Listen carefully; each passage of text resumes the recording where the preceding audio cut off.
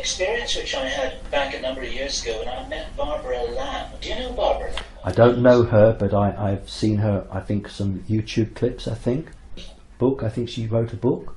She did, I believe. She's a very wonderful woman who's worked for many years as a counsellor and a therapist for people who've had experiences and contacts that they find very hard to integrate. Okay. And I happened to bump into her at a conference, and I asked her whether she herself had had any interesting experiences or whether she was just a counsellor.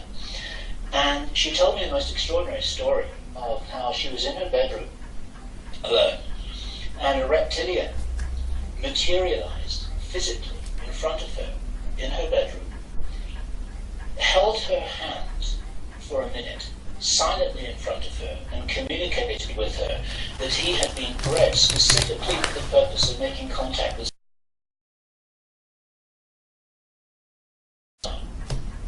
And once she really got that, then this creature just disappeared. And I was privileged to hear that information from her. And so that's been a reference point for me, basically to support what you're saying, that there are at least small groups of reptilians that are not hostile in the sense that we have been educated to believe that they all are. Yes. I think what I would say is that if the humans on planet Earth are freed, or they free themselves, then it's not very good for their reptilian overlords, because they will be thrown out. And I think a number of creatures in the know are deciding if they want to be on a lifeboat or not. Do they want to remain on the ship, or do they want to try and get away and try and change sides, if you like? Now, the major groups are not changing. They cannot change. They're so stuck in their ways. But other groups who perhaps observe what's happening on Earth from afar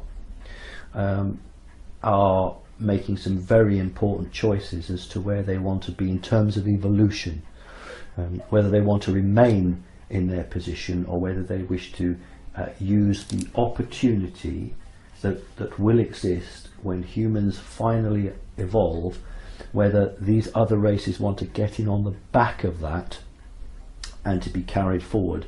And as it stands at the moment, the reptilian group is excluded from piggybacking with the humans. Got it.